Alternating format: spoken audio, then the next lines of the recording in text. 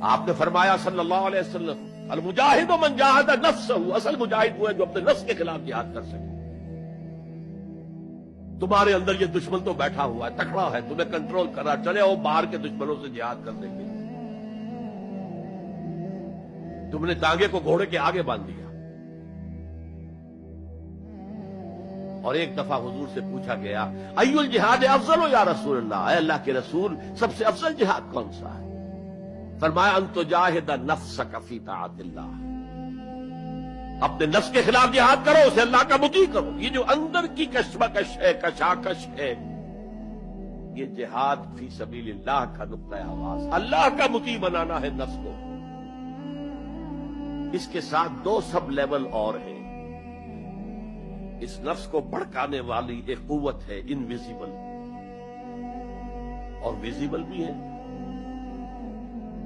invisible قوت سب سے بڑی ابلیس، شیطان، لعین